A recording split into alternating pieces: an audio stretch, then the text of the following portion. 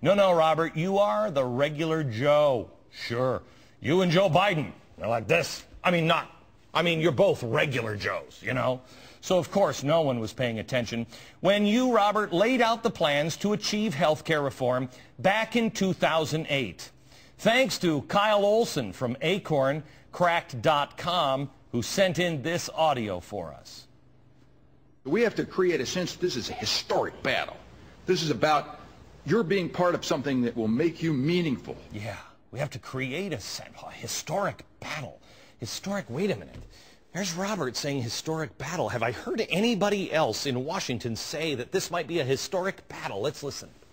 This is going to be historical when we pass it. This historic moment. What we're doing is truly historic. We had an historic victory in the Congress of the United States. A historic time. Answer the call of history and vote yes for health insurance reform for America. Oh, my goodness, Robert. And remember, I lie about everything. And you want to create a sense that this is historic. Create a sense that this is...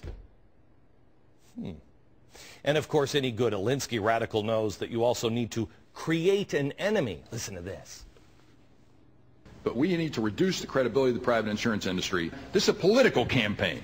We need to bring down the positives, bring up the negatives of our opponents. And the private insurance industry is our opponent in this battle. Wow. Bring down the credibility of their opponents. Hey, kind of like what you guys did when you said Fox isn't a real news network. Or what you're doing to me now. Isn't that... Hey. Oh, but I digress. Let's get back to healthcare. Here he is talking about those evil insurance companies. We got to make them look more negative. You know, just the ones who just reaped in those windfall profit margins of 2%. Wow. Has anybody made the insurance companies look evil? One man from Illinois lost his coverage in the middle of chemotherapy because his insurer found that he hadn't reported gallstones that he didn't even know about. They delayed his treatment, and he died because of it. Oh, that would be such a sad story if a word of it were true. Yeah. Looks like the administration got the memo from Robert on, hey, let's go and sandbag the insurance companies. By the way, I'm the one, Robert would like you to know, that lies about everything. But the sob story Obama's telling? No. No, not true. Changed all the facts around. Makes it a better story, sure. But the guy didn't die because of the insurance company. He died years later.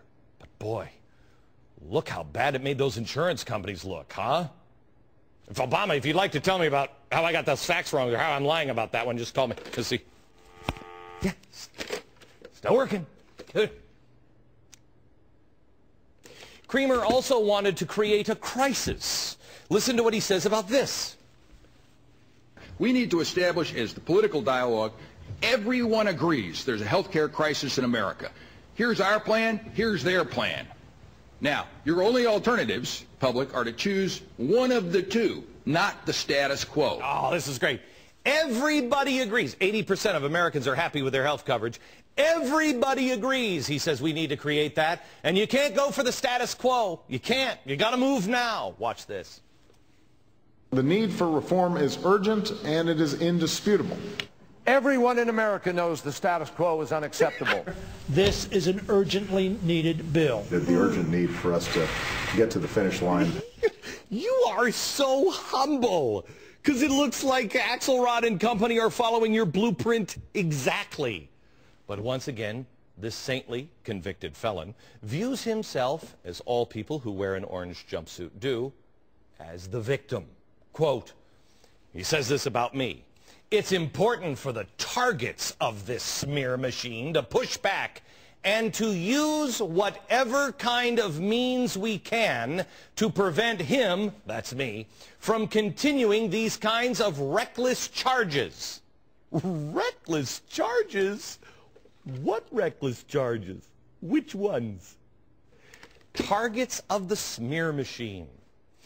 Robert, what have I said that is a smear? Are you not a convicted felon?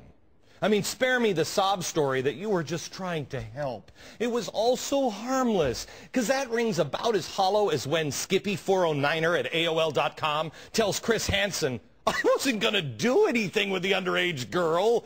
You had condoms in a six-pack. Get into the back of the car.